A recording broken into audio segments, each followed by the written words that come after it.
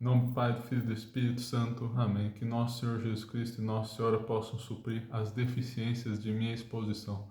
Então, meus caros, hoje vamos à 16ª aula do nosso curso. Falarei, então, da gula, pois a quinta palavra de nosso Senhor Jesus Cristo na cruz foi: tenho sede, o que se aplica aos pecados da gula, espiritualmente falando, em sentido amplo, e é uma maneira eficaz de meditar contra esse vício. E, bom, se inscrevam no canal, curtam o vídeo, comentem embaixo para gerar engajamento. Tem a playlist aí na descrição para vocês assistirem desde o início, mas dá para acompanhar de maneira relativamente independente as aulas tópico a tópico, mas é mais recomendável ver o curso todo. Também vejam os nossos, por enquanto só um lançamento na nossa livraria, mas no futuro, se Deus quiser, outros livros virão. Vamos ver se em breve saem mais livros da editora Assunta. Então, link na descrição também. Já temos um livro sobre Nossa Senhora de La Salette, tem uma novena, tem algumas histórias de piedade, de milagres. Então, aí no site da Eclésia e parceiros vendendo. Que mais? Então é isso. Rezem por mim, pela editora, e vamos à aula. Então, vamos ao nosso caríssimo Adolphe Tanqueray, no Compêndio de Teologia Ascética e Mística, dos pecados anexos à sensualidade aqui. Vai falar da gula e da luxúria. Vamos falar da gula hoje.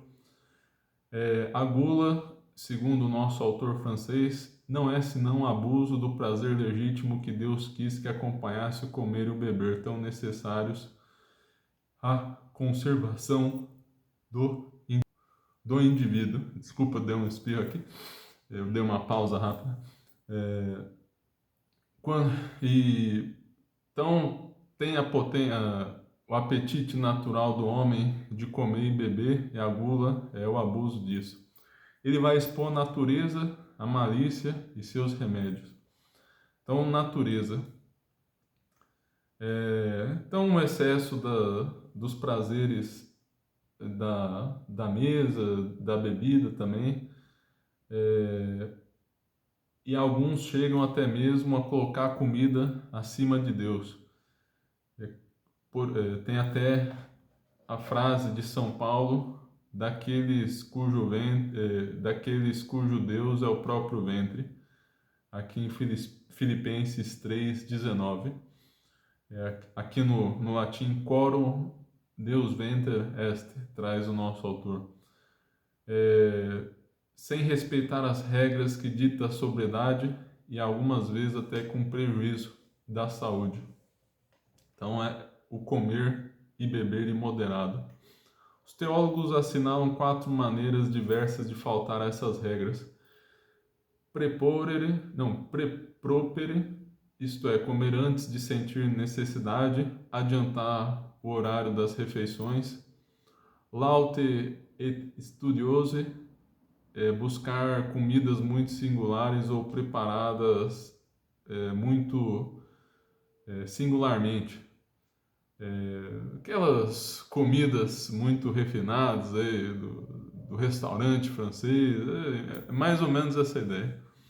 Nimes, ultrapassar os limites do apetite ou da necessidade, infartando-se de comida ou bebida.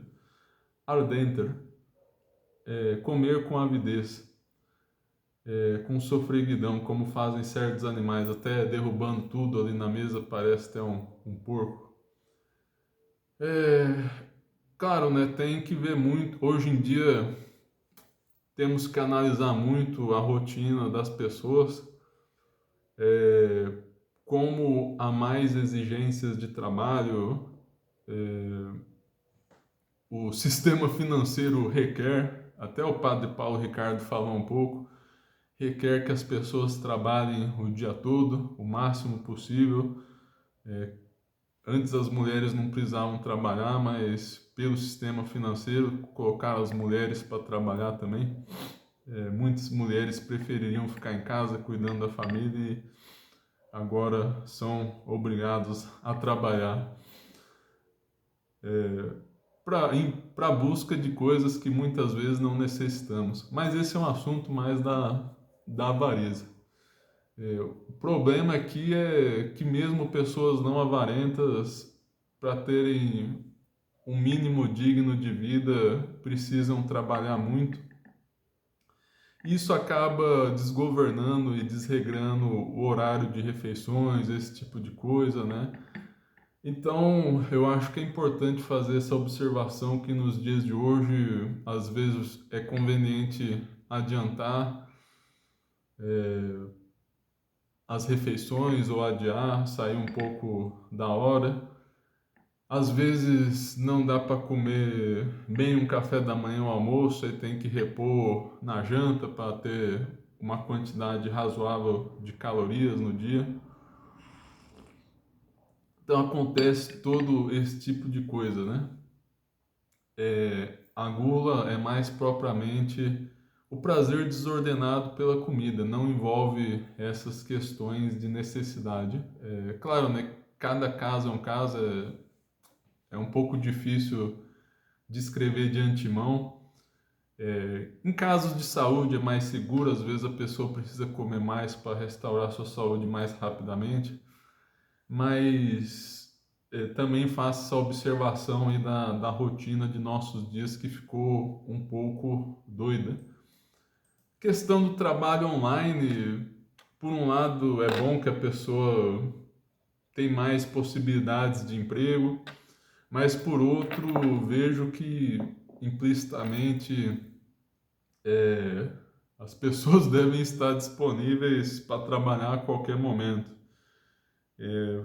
Vi um desses sites aí, né? Era até ligado em inteligência artificial, de rotular dados, né?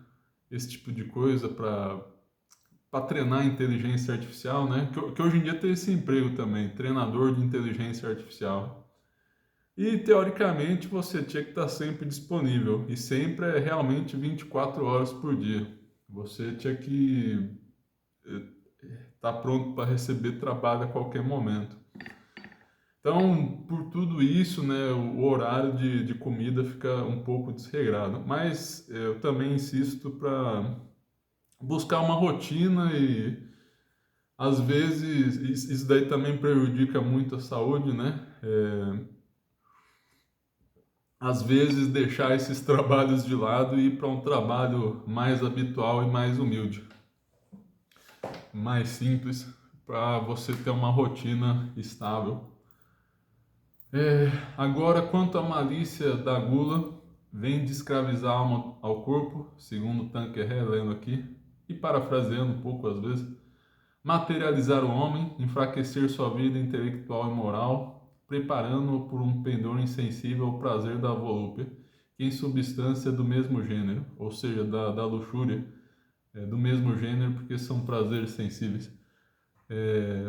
Para lhe determinarmos com precisão a culpabilidade, importa fazer esta distinção. A gula é falta grave, quando chega a excessos tais que nos torna incapazes por tempo notável de cumprir nossos deveres de Estado, obedecer às leis divinas ou eclesiásticas.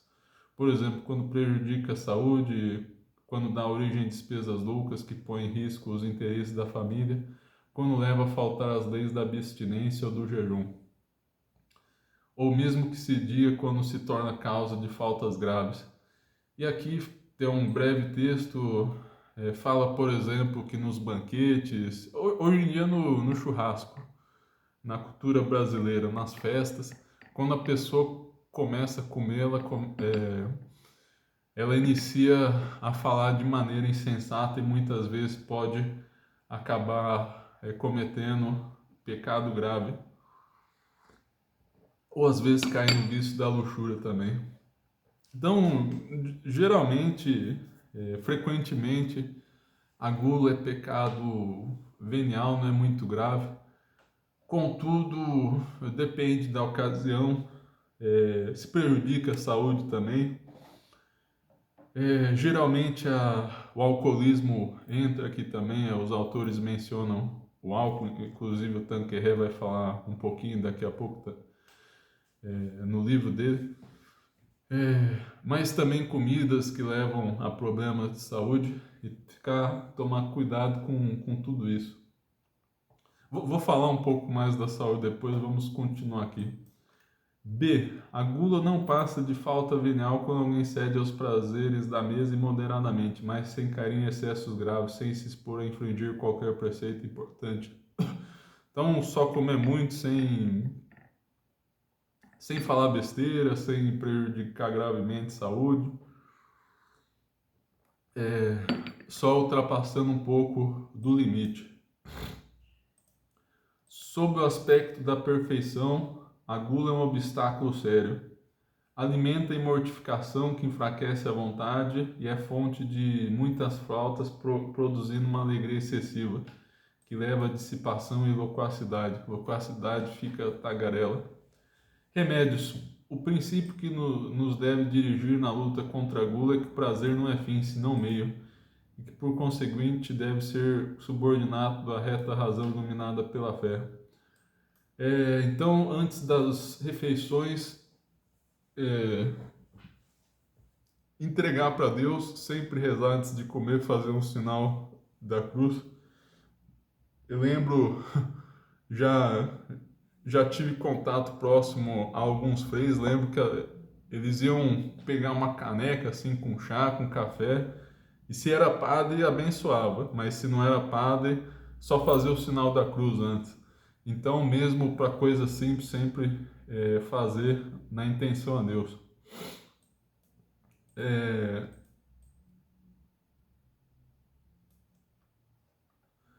O segundo é guardar a sobriedade ou justa medida. Aí destaca que devemos comer para viver e não viver para comer. E fala assim, né? Ficar um pouco aquém do apetite, não chegar, não ter ainda fome, mas também não ficar cheio. E destaca que a medida não é a mesma para todos, há temperamentos, dizendo o nosso autor, para se preservarem da tuberculose, dando exemplo, tem necessidade de mais copiosa alimentação, outros há, pelo contrário, que para combater o artritismo precisam moderar o apetite. Sigam-se, pois, neste ponto, os conselhos do médico experimentado. Bom, não sei se é verdadeira a questão de comer menos pela artrite. Talvez sim, né? Por exemplo, se a pessoa é obesa, tem sobrepeso, isso certamente faz mal para as articulações, é um peso extra, mas não sei se essa é a razão aqui. Enfim, a regra é consultar um médico se houver alguma dúvida mais grave sobre a saúde aí, se é melhor comer a mais ou menos. A sobriedade junto ao cristão à prática de algumas mortificações. Convém privar-nos de vez em quando de algumas comidas de que gostamos, úteis até, mas não necessárias. Então, se privar de coisas gostosas e boas e talvez úteis até. É excelente prática, diz nosso autor, habituar-se a não tomar refeição alguma sem nela fazer qualquer espécie de mortificação. Então, sempre se mortificar alguma coisinha. Essas pequenas mortificações têm a vantagem de fortificar a vontade sem dano para a saúde. E é por isso que são geralmente preferíveis às mortificações mais importantes que só raramente se praticam. Então, essa mortificação constante, fiel de se privar de algumas coisas, ajudam muito no fortalecimento da vontade. Se torna mais longânime. Entre as mortificações mais úteis, fala não é mal usar álcool, padre que bebe moderadamente tem problema nenhum, leigo também, mas se quiser não beber nada para dar mais exemplo ainda, melhor ainda, já é uma mortificação. E também, às vezes, a pessoa tem algum histórico de alcoolismo na família ou na própria vida, então, às vezes, é conveniente se abster de tudo. Bom, algumas observações minhas. Claro, isso daqui já é mais duvidoso porque parte de mim, mas tem alguma experiência estudando questão de dieta, esse tipo de coisa. É, já tive um hobby já, né? De vez em quando eu estudo uma coisinha sobre esportes, preparação física e vejo questão da dieta, esse tipo de coisa, né? Mas também até em outros temas, né? Atualmente está em alta a questão de autismo, TDAH, neurodivergência. Também essas pessoas acabam tendo alguma dificuldade extra na alimentação, é preciso tomar alguns cuidados. E também lembrar que o Brasil, em certo sentido, abençoado por ter muita comida. Americano, quando vem aqui, fica impressionado com a nossa disponibilidade de itens. Pelo menos era assim alguns anos atrás. Talvez hoje em dia eles já consigam comprar tudo do mundo todo, enfim, a tecnologia avançou. Mas a princípio o Brasil é um país muito privilegiado nesse sentido de diversidade de alimentos. Argentinos que vieram para o Brasil relataram que aqui tem mais diversidade de legumes, esse tipo de coisa. Mas enfim, né, no Brasil tem muita coisa. Mas por outro lado, aqui somos mais vulneráveis à gula e com efeito vemos muito os efeitos dela na nossa civilização. O brasileiro essa questão da irreverência, de ser muitas vezes superficial, pode ter como fonte a gula. O brasileiro é considerado um povo sensual, no geral, assim, né? Claro, tem muitas exceções, graças a Deus. Talvez seja até um estereótipo mais do que a maioria, mas é muito comum, de fato, no nosso Brasil. E é preciso observar algumas coisas. Por exemplo, açúcar. Não é errado tomar açúcar em si mesmo, comer açúcar, mas é aquele tipo de alimento que realmente induz a gula, mas mais do que isso, prejudica a saúde. Há pesquisas que mostram a correlação entre uso de remédios psiquiátricos e o consumo de açúcar, porque o açúcar é inflamatório. Então vai prejudicando o cérebro com o tempo e pode gerar ansiedade e mesmo depressão. Também alimentos ricos em gordura, principalmente aquelas frituras, aqueles salgados. Isso também é inflamatório. Se bem que eu acho que o campeão em inflamação é o açúcar mesmo. A gordura saturada, ainda mais dessas frituras, aí já tem um efeito menor nesse sentido.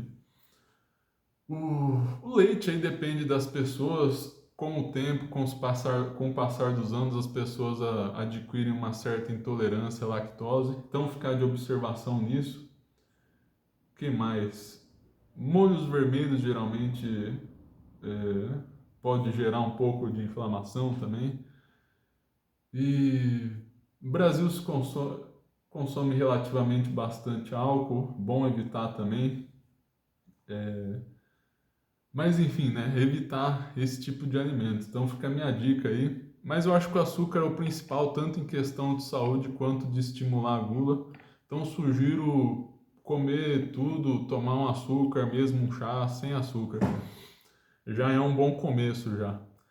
E aí tem a questão da saúde. É importante lembrar que o jejum, mortificação, deve ser, antes de tudo, para Deus.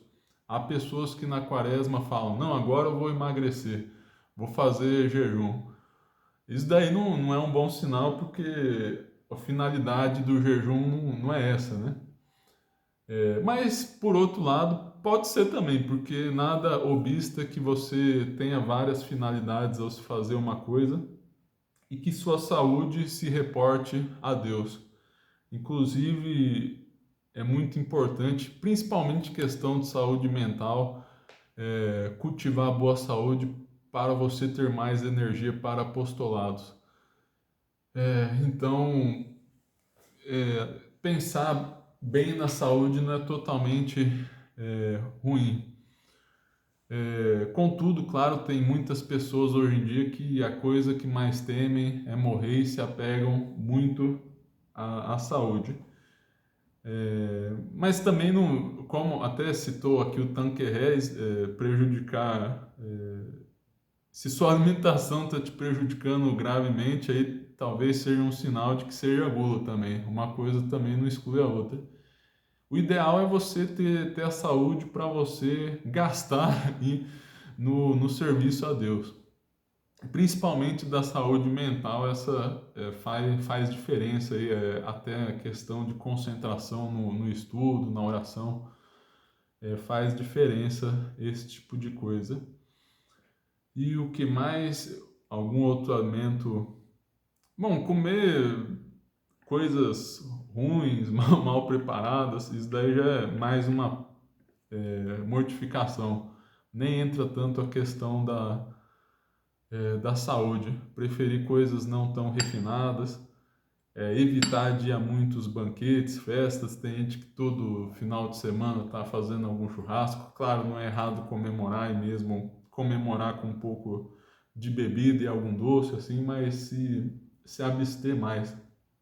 Ainda mais se você percebe que as conversas ali não são saudáveis. Estou com outro alimento na cabeça, costuma não ser bom, mas agora honestamente não me lembro. Mas enfim, comer saudável. Eu tava pensando em falar do café também. O brasileiro bebe café que nem água. Inclusive eu mesmo, é, durante toda a minha vida eu tive esse vício e agora, recentemente, que eu comecei a notar que não era uma coisa saudável. A gente pensar é líquido, não faz mal, mas o café também deixa agitado e eu percebi que eu estava tendo até problemas a urinar. Vejam só, então já estava gerando um probleminha de saúde ali, muita irritação ao urinar e pesquisando percebi que tinha conexão entre as duas coisas. Então diminuí o café e já melhorei já dessa questão aí. E nossa, quando eu ia à faculdade, o meu sonho era tomar 2 litros de café por dia. Até tentei, mas aí meu estômago não aguentou. Claro, naquela época eu estava no início assim da minha caminhada, eu não ligava muito para Jesus, não sabia da importância dessa mortificação, só fui aprender com o tempo. Mas mesmo assim, eu mesmo sempre tomei bastante café e pensava, não tem problema, um estimulante vai me ajudar a estudar mais, talvez até rezar mais, mas eu percebi que estava, na verdade, me desconcentrando. Então, tomar um pouco de cuidado aí pode ser um caso de gula também, né? Que muitas vezes não percebemos. Acho que ainda tinha um. Enfim, acho que tá bom. Talvez carne vermelha também dizem que pode inflamar um pouco, mas eu também não quero ser chato. Eu só faço muita questão de retirar o açúcar mesmo, aí, porque isso daí é. Glúten também as pessoas, algumas vão adquirindo. Parece que pode se adquirir intolerância ao longo da vida, enfim, né? Ou já nascem com ela. Então evitar um pouco também massas aí, geralmente não é bom por vários motivos. Então, comer saudável, mas sempre se lembrar que é para Deus, não é por ter medo da morte, se apegar a essa vida. Não, é para você justamente aumentar o uso de sua razão, melhorar a sua oração, para isso, com essa finalidade. para Deus. Então vamos ao nosso caríssimo Santo Tomás, acho que já falei o essencial aí do... Ah, não, agora eu lembrei de outro detalhe importante, é que divulgou-se a necessidade nos últimos tempos de comer de 3 em 3 horas. Isso também é algo duvidoso. Eu diria que o mínimo de espaçamento é de 3 em 3 horas, mas comer pelo menos de 3 em 3 horas aí é ruim, porque também toda vez que você come, inicia processos inflamatórios no corpo. Claro, faz parte da imperfeição humana, isso daí não tem como evitar, mas se você é uma pessoa que fica beliscando o dia todo aí, você está sempre lançando ácido no seu estômago, que estimula a produção, né? Isso daí também vai fazendo mal. E também essas pessoas aí ficam beliscando, podemos ver que elas são desconcentradas, mais ansiosas, a pessoa fica com uma inteligência mais dispersa. Eu acho que o ideal é você comer só o café da manhã, o almoço e a janta. E dar um bom espaçamento ali para seu estômago recuperar mesmo e se abster mais aí. Há algumas dietas, sugestões aí que dizem que é até positivo ficar muito tempo sem comer. Ou pelo menos há dietas nesse sentido, pelo menos para dizer, ó, é possível que você fique assim. Que às vezes, questão do trabalho, às vezes a pessoa trabalha o dia todo, assim, não tem tempo de fazer um almoço decente. Então, em vez de comer uma porcaria na rua, um fast food, deixe para comer mais na janta. É melhor fazer isso, na minha opinião. Pular uma refeição, se a sua única alternativa é comer mal, e aumentar na janta aí, comer algo mais decente na janta, algo mais saudável aí. Tem a questão do que você... Enfim, não vou pensar em falar em alguns detalhes médicos aqui, mas há lados positivos em se ficar um bom tempo de jejum, até medicamente falando. Então, minha sugestão é 3 refeições por dia. Claro, cada um é cada um, mas é uma sugestão. Então, vamos ao nosso caríssimo Santo Tomás aqui, secunda secunde. Vamos lá na questão 148 da gula. Se a gula é pecado, o primeiro discute-se assim: parece que a gula não é pecado. Aí cita o famoso versículo: não é o que entra pela boca que faz imundo o homem. Então, não é pecado a gula, porque diz respeito à comida, né? Segunda objeção: ninguém peca fazendo o que não pode evitar. E diz que, até citando São Gregório, que é muito difícil discernir quando se passa do limite ou não. Terceiro, em todo gênero de pecado, o primeiro movimento é pecado. E o primeiro movimento na gula seriam naturais ao corpo, por exemplo, a fome e a sede. E se fosse pecado o primeiro movimento, a fome e a sede seriam pecados. Logo, a gula não é pecado. Mas cita São Gregório dizendo que no combate espiritual devemos domar o apetite da gula.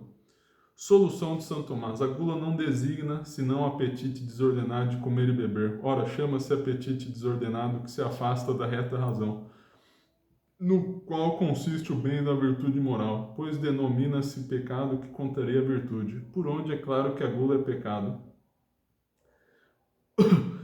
Aí na resposta primeira distingue que acreditavam que a comida era substancial inerentemente má. E que no caso da gula está dentro sim o inimigo. No caso é o apetite desordenado, não é o que você está comendo que é ruim, é o apetite ali que que é pecaminoso. No segundo, o vício da gula, na resposta segunda, não consiste na substância do alimento, mas na concupiscência não regulada pela razão. Concupiscência é um sinônimo de desejo frequentemente pecaminoso.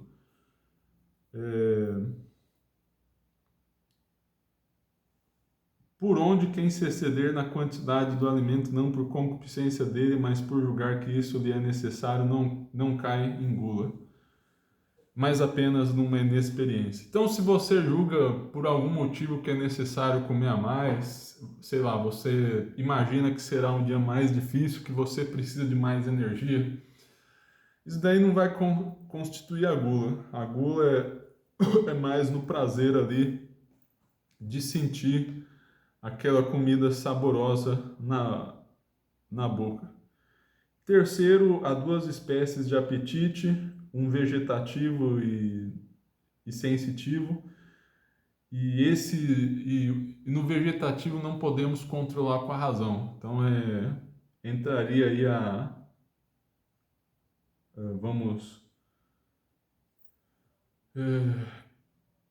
virtude apetitiva se divide em retentiva, digestiva e expulsiva. E a esse apetite pertencem a fome e a sede. Mas há outro, o sensitivo, que onde está a concupiscência aí da gula. E esse pode ser controlado pela razão. Então, no sensitivo é que há a gula. E esses que não podemos controlar, aí, fome e sede, seriam do vegetativo, da alma vegetativa. Bom, lembrando aqui, né, na Suma Teológica, para quem não acompanhou as outras aulas, Santo Tomás começa com as objeções, dá uma solução, geralmente tem um sede contra com uma autoridade espiritual, depois da solução, na verdade, depois do sede contra, a resposta geral de Santo Tomás e a resposta específica a cada objeção.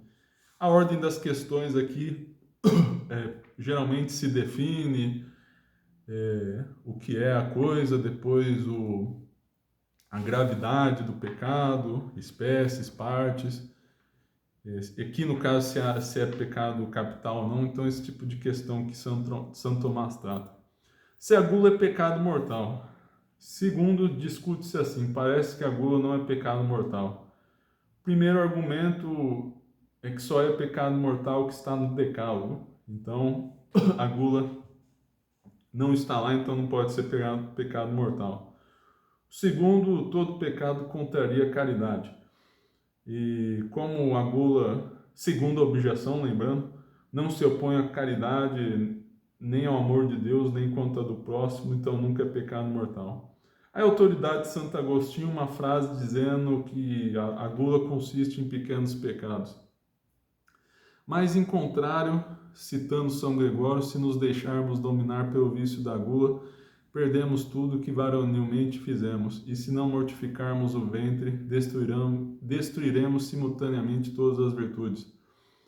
Ora, a virtude não a perdemos senão pelo pecado mortal, logo a gula é um pecado mortal.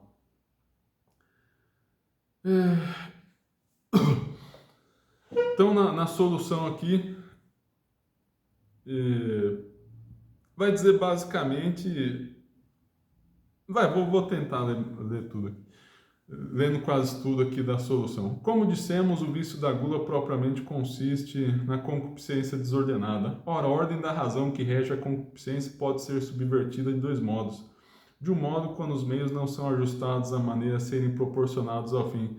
De outro, quando a concupiscência desvia o homem do fim devido. Se, pois, a desordem da concupiscência causada pela gula for considerada enquanto nos desvia do fim último, então a gula será pecado mortal, que se dá quando o homem se entrega aos prazeres da gula como ao fim, pelo qual despreza Deus, disposto a agir contra os seus preceitos para se dar esses deleites.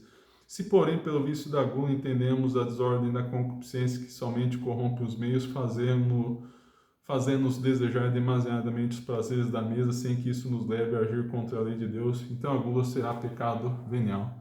Então, distinção aqui, quando afeta o fim último, que é Deus, é pecado mortal, mas quando é só dos meios, sem desprezar esse fim, pecado venial.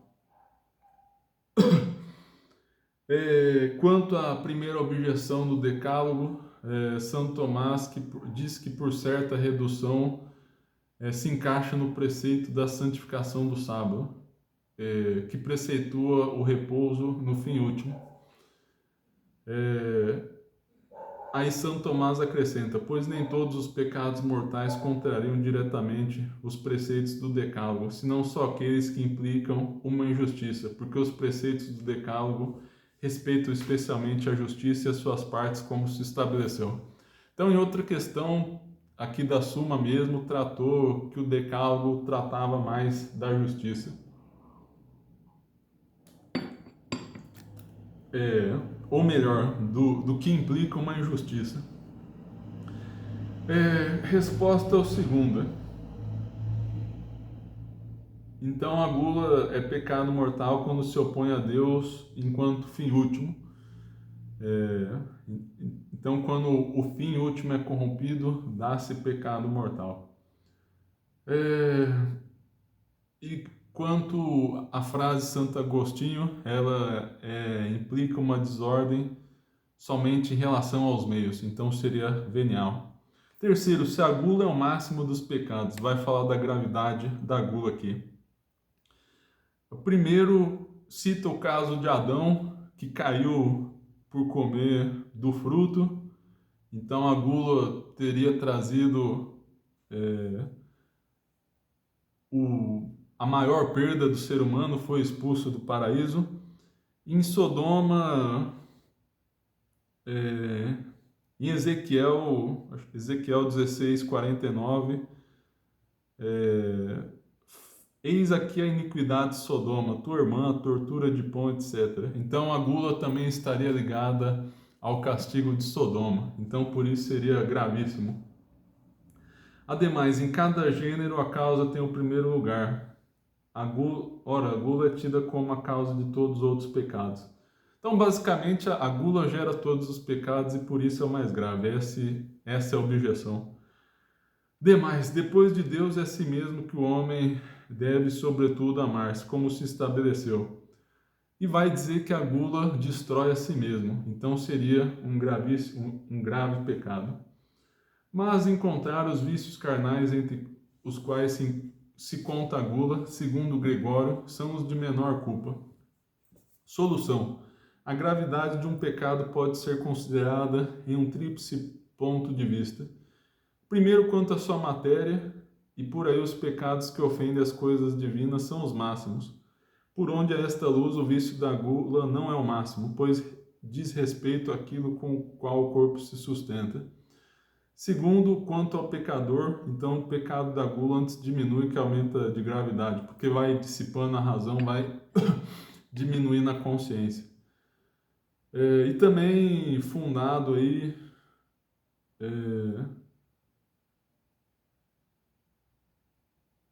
eu dei esse exemplo aí, mas não é o que São Tomás traz, na verdade. Ele fala que tem a necessidade da alimentação e que às vezes é difícil discernir e moderar até onde podemos comer ou não. Então a questão aqui é que a gula tem um fundamento no próprio sujeito. Mas acho que tem uma outra questão da Suma Teológica, ele comentou, acho que na questão do alcoolismo, que a bebida diminui a consciência e parece que diminui a gravidade do próximo pecado. Claro, se você bebe a ponto de perder toda a razão, isso daí já é um pecado grave por si mesmo. Mas aí as ações conseguintes, embora... enfim, né, talvez eu não devesse ter entrado nisso, é uma questão um pouco mais complexa de explicar. Tem uma culpa diminuída, a pessoa ainda é responsável por aqueles atos conseguintes, mas... enfim, para dizer que essa dispersão da razão diminui um pouco a gravidade aí do pecado. Mas talvez em outro momento tratemos disso. Provavelmente não, para ser sincero. Acho que Enfim, né? Talvez eu faça um vídeo aí explicando essa questão aí, a parte do curso, aqui no canal, só para não confundi-los. Aí, quando eu fizer isso, vou colocar aqui no card.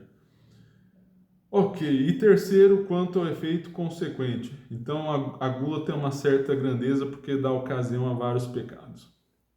Ok, resposta à primeira objeção. As referidas penas são mais aos vícios consequentes à gula do que ou aos fundamentos dela do que a gula em si mesma. Adão pecou por soberba e Sodoma, na verdade, foi castigada antes pelos pecados da luxúria do que pelo da gula, embora houvesse alguma conexão ali. Resposta segunda, que era o fato de gerar a todos. Gera por acidente, acidental e ocasionalmente, e não per se. Então a distinção per se e per accidens gera os outros per accidens e não per se. Terceiro, o guloso não tem intenção de causar dano ao corpo, mas deleitar-se com a comida.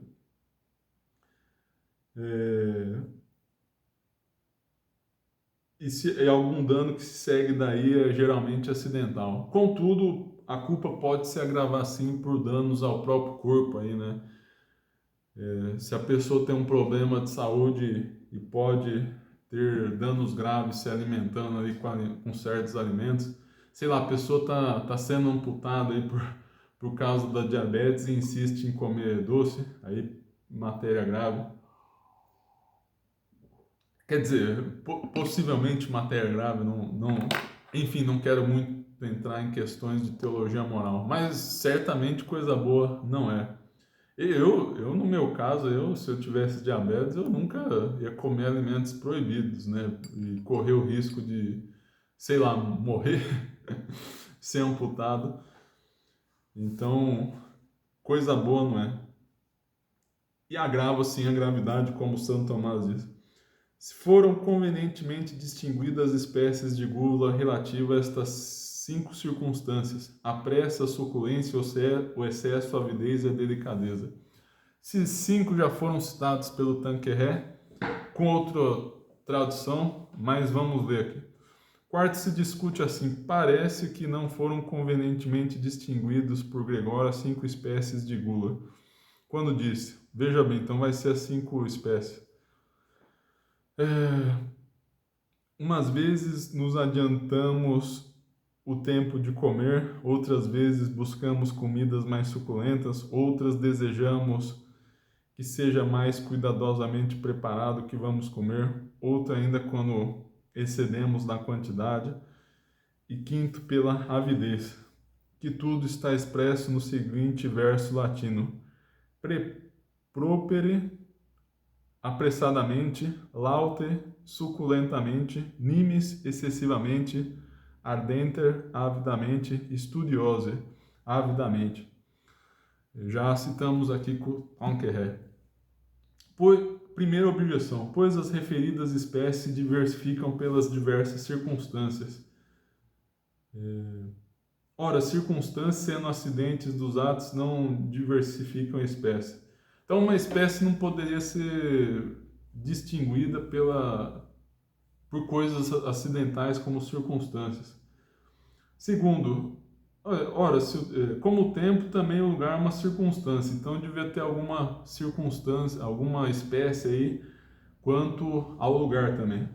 Terceiro, como a temperança, também as outras virtudes morais levam em conta as circunstâncias devidas. Ora, nos vícios opostos às outras virtudes morais, as espécies não se distinguem pelas diversas circunstâncias.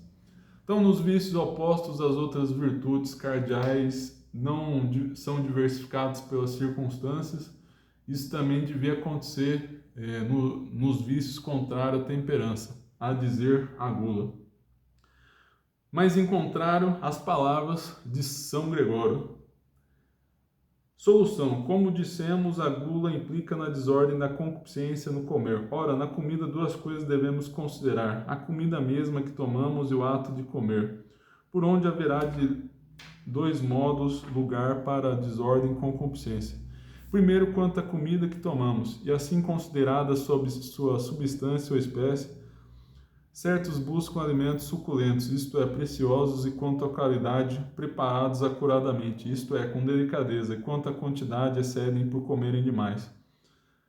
Então, primeiro, quanto à substância, segundo, quanto à qualidade, e terceiro, quanto à quantidade. De outro modo, a desordem da concupiscência se manifesta pelo ato de comermos, ou adiantarmos o tempo próprio de comer, o que é proceder apressadamente, ou por não observarmos o modo conveniente ao comermos, que é o proceder avidamente. Mas Isidoro faz da primeira uma só circunstância com a segunda, dizendo que o guloso se excede no comer, considerando a substância quid e a quantidade do alimento, bem como o modo, comodo e o tempo em que come. Então explicou aí as 5 espécies. Quanto à comida, então, 2 modos, quanto à comida em si e quanto ao modo de comer. E na comida em si, a substância, a espécie dela, ou substância, quanto à qualidade, preparado muito especialmente, e a quantidade, comer demais. E quanto ao segundo modo, apressadamente ou antecipando. Então, as 5 espécies aí de gula. Da onde a resposta primeira? A corrupção das diversas circunstâncias faz as diversas espécies de gula por causa dos diversos motivos que diversificam as espécies dos atos morais. Assim, a espécie mesma da comida excita a concupiscência do que busca alimentos suculentos. Então, essa circunstância está alterando o fim do ato, também altera a sua espécie.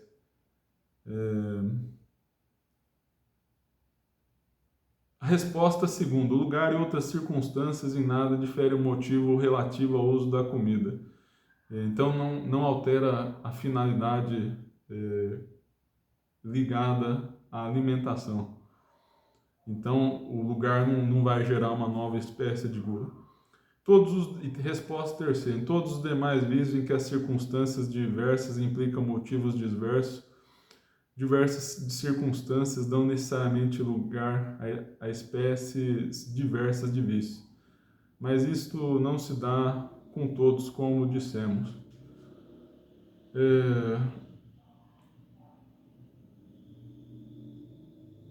Então, se a gula é um vício capital. Artigo 5º da Suma Teológica.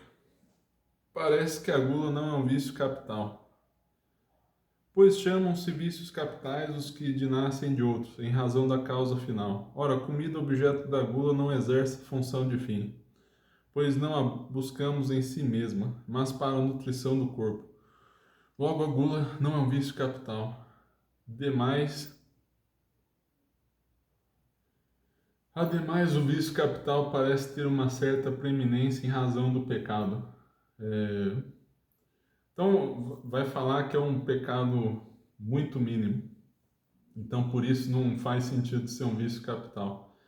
Demais, o pecado consiste em abandonarmos o bem honesto por causa de alguma utilidade para a vida presente ou por causa de algum prazer sensível.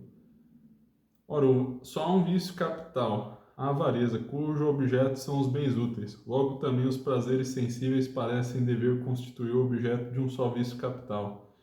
E este é a luxúria, vício maior que a gula. Então, basicamente, é o seguinte: há os bens sensíveis e o bem do prazer, né? O bem útil, o bem honesto. Aí fala que o pecado consiste em abandonar o bem honesto pela utilidade ou pelo prazer. E na avareza, ou melhor, quanto ao bem útil só há um pecado, e quanto ao prazer deveria haver só um pecado em analogia com o bem útil. Então não há gula, basta a luxúria. Mas em contrário, Gregório enumera a gula entre os vícios capitais. Como dissemos, chama-se vício capital aquele de que nascem outros vícios, em razão da causa final, isto é, aquele cujo fim é muito desejável e que provoca os homens a pecarem muitas vezes, pois um fim torna-se muito desejável desde que realize uma das condições da felicidade, que naturalmente desejamos. Ora, felicidade por natureza implica o prazer, como está claro em Aristóteles, por onde o vício da gula, cujo objeto são os prazeres do tato, os mais intensos dos prazeres sensíveis, foi convenientemente enumerados entre os vícios capitais. Donde a resposta primeira: a comida em si mesma se ordena a algum fim, mas como esse fim, que é a conservação da vida, é sumamente desejável e ela não pode sustentar sem a comida, daí vem o ser esta última sumamente desejável, e a ela se ordena quase todo o trabalho da vida humana, conforme aquilo da Escritura. Todo o trabalho do homem para a sua boca, e contudo a gula tem objeto antes os prazeres do corpo do que a comida. Por isso, como diz Santo Agostinho, os que têm pouco a saúde do corpo querem antes alimentar-se no que consiste o prazer do que saciar-se, pois o fim de todo esse prazer é não termos fome e nem sede. Segunda, o fim no pecado funda-se na conversão. Já falamos da conversão e aversão, acho que foi na soberba. Conversão podemos dizer, creio, interpreto, aquilo que você deseja de positivo, e a gravidade se funda na aversão, em que medida você se afasta de Deus com aquilo, por exemplo. Então, às vezes, a soberba se converte a bens relativamente pequenos, mas tem a máxima aversão a Deus. É o que São Tomás diz quanto à gravidade da soberba. E fala que no vício capital o importante é ter um fim sumamente desejável e não a necessidade de ter grande gravidade. Ou seja, seria mais... os pecados capitais se fundariam antes nesses pecados para o qual, parabéns, cujo homem geralmente se converte. Essa conversão, esse pender para algum objeto. Então, os vícios capitais aí, né, são coisas que o homem geralmente deseja naturalmente, enfim. Gula, luxúria, avareza, o dinheiro é algo desejável para o corpo, a honra é importante para o homem, aí entraria a vanglória. E claro, né, esses bens desejados de maneira desordenada. Terceiro, o deleite é desejável em si mesmo considerado. Por isso a sua diversidade correspondente, dois vícios capitais, a gula e a luxúria. Ao passo que o útil não é por natureza desejável, senão só enquanto ordenado para outro fim. Por isso todos os bens úteis são por uma mesma razão de apetibilidade, de onde vem que há só um vício capital que lhe concerne. Então a luxúria e a gula possuem objetos mais específicos, já que o prazer é mais específico, já a utilidade se ordena a uma outra coisa. Então não há distinção de espécies aí, e só há um único pecado capital para os bens úteis, no caso, a avareza. Sexto, se foram convenientemente determinados os 5 derivados da gula, as filhas dela: saber, a alegria inepta, a escorrilidade, a imundície, o multilóquio e o embotamento mental concernente à inteligência. O sexto discute assim: parece que foram inconvenientes determinados, vou até repetir aqui, repete, para vocês memorizarem melhor. Alegria inepta, escorrilidade, imundície, multilóquio e cegueira mental, 5 filhas da gula. Pois a alegria inepta resulta de todos os pecados. Então, todos os pecados parecem gerar um embotamento da inteligência, e essa não seria uma filha da gula. Demais, a imundície que sobretudo resulta da gula parece dizer respeito ao vômito, segundo a Escritura. E aqui vem o ponto importante, parece ser antes pena do pecado que pecado. Então, o vômito, a imundície seria efeito do pecado e não pecado propriamente falando. E também cita uma passagem da Sagrada Escritura: se fores obrigado a comer muito, levanta-te do meio e vai despejar o teu estômago, e esta descarga te aliviará. Eclesiastes 31, 25. Não, não sei qual é o contexto, até um versículo um pouco surpreendente, mas já adiantando aí, parece ser Santo Tomás cita até razões médicas para se vomitar. Às vezes a pessoa come um alimento estragado e talvez seja mais conveniente forçar o vômito. Ao menos na medicina da época, né? Não sei se isso vale para hoje, mas se você fizer com essa finalidade aí não seria pecaminoso. Isso que importa aqui. Mas em contrário, Gregório que os assinalou como derivados da gula. Sempre nosso caríssimo São Gregório, mestre aqui nessa matéria. Solução: como dissemos, a gula propriamente consiste no prazer imoderado da comida e da bebida. Portanto, tem-se como filhos da gula os vícios consequentes ao prazer imoderado da comida e da bebida, os quais podem ser considerados relativamente à alma ou relativamente ao corpo. Relativamente à alma. Então, duas divisões principais. A alma, de 4 modos. Primeiro, no que respeita à razão, cuja cuidade se embota com o uso imoderado da comida e da bebida. Então, considera-se como filha da gula o segredo do sentido da inteligência, causada pelas fumosidades produzidas pela comida, que perturbam a cabeça. Acho que isso daqui talvez até literalmente, tinha aquela coisa do humor, de subir a cabeça, se bem que realmente há processos físicos que realmente deturpam a razão, né? Eu não sei se eu estou bem informado, acho que a questão do sangue mais para o intestino ali, para se concentrar na absorção de nutrientes, é um fator importante aí que a pessoa se sente cansada após comer, com sono, uma sonolência.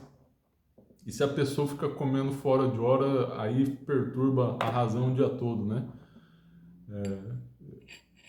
Enfim, né? Ele deu uma explicação médica aqui e hoje em dia temos explicações médicas análogas que diz que a pessoa já não pensa muito bem depois de comer, né? Principalmente aí comendo desordenadamente. Assim, ao contrário, a abstinência facilita a aquisição da sabedoria, conforme a Escritura. Pensei dentro do meu coração apartar do vinho a minha carne, a fim de passar o meu ânimo à sabedoria. Então, no Eclesiastes, capítulo 2, 3, aí a abstinência para aumentar a sabedoria.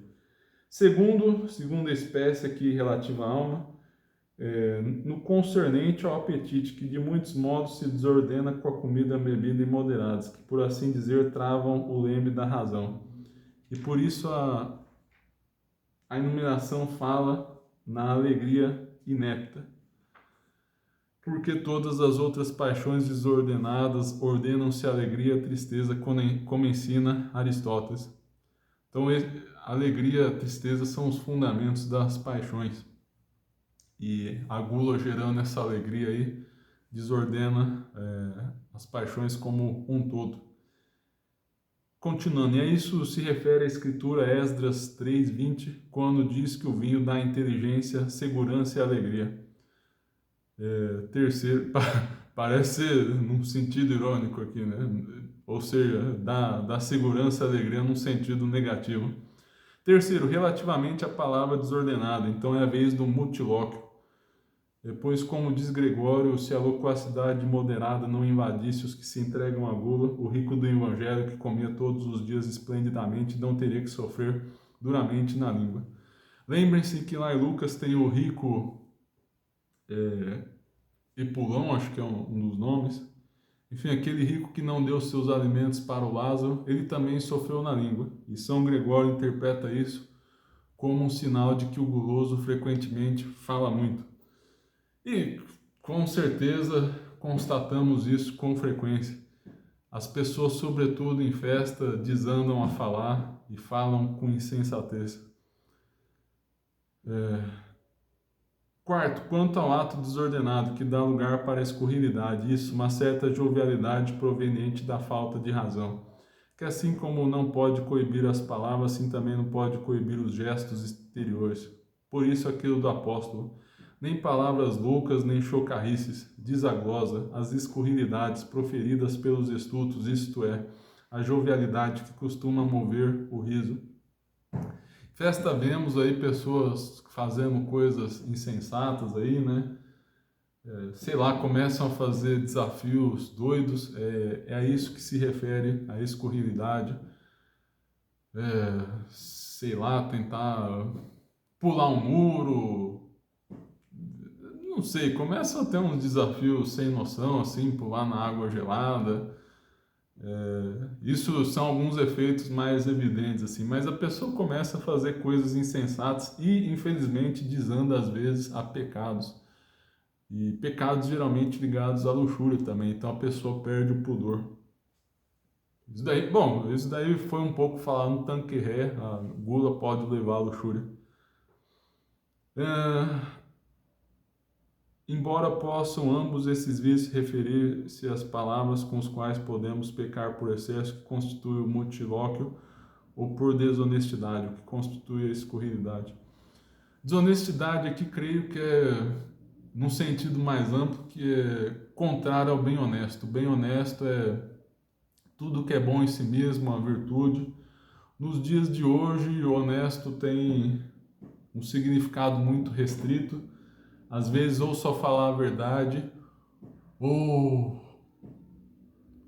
ou trabalhar, não cometer nenhum crime contra a propriedade privada, mas na nossa mentalidade se exclui vícios contra a indecência, falta de pudor, esse tipo de coisa. E creio que desonestidade aqui é no sentido mais amplo de antigamente. São Tomás usa bem honesto nesse sentido amplo. E podemos supor que desonestidade é em sentido amplo também. Então a pessoa começa a agir se afastando do bem honesto. Relativamente ao corpo, há lugar para a imundície que pode ser considerada relativamente à emissão de qualquer superfluidade. E cita aqui até mesmo o sêmen, a fornicação, toda impureza, isto é, incontinência, diz a glosa, incontinência pertinente de qualquer modo à sensualidade. Isso daqui não sei se entendi muito bem, mas pode levar à luxúria propriamente falando. De onde a resposta à primeira objeção? Deixa eu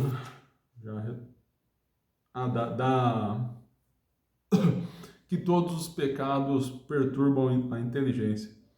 Alegria com o ato do pecado ou com o fim é resultante de todos os pecados. Então, confirma essa parte, sobretudo com o que procede do hábito. Mas a alegria vaga e descomposta, aqui chamada inepta, nasce sobretudo de se tomar moderadamente a comida ou a bebida. E semelhantemente devemos dizer que o embotamento do sentido para deliberar resulta comumente de todos os pecados. Mas a cegueira da mente para a especulação nasce sobretudo da gula, pela razão já apresentada.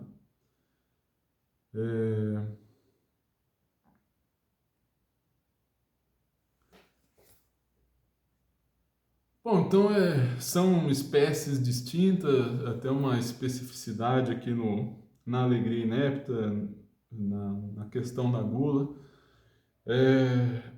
que a pessoa perde a capacidade de especulação. Então, muito ruim para filosofia e teologia. Resposta segunda. Embora o vômito seja útil depois de uma refeição excessiva, contudo é vicioso quem se sujeita a essa necessidade por ter comido ou bebido imoderadamente. Contudo, o vômito pode ser provocado sem culpa por conselho médico para curar alguma doença. A questão da medicina da época, mas o importante a se ter em mente é a questão da finalidade. Tinha até no Império Romano as pessoas que comiam muito vomitavam e continuavam a comer, só para sentir o prazer da comida. O nome disso é crápula. Na cultura popular, depois crápula virou uma pessoa ruim, que é uma analogia feita com a imoderação aí, né, do comer, dos prazeres sensíveis, então a pessoa vira uma crápula.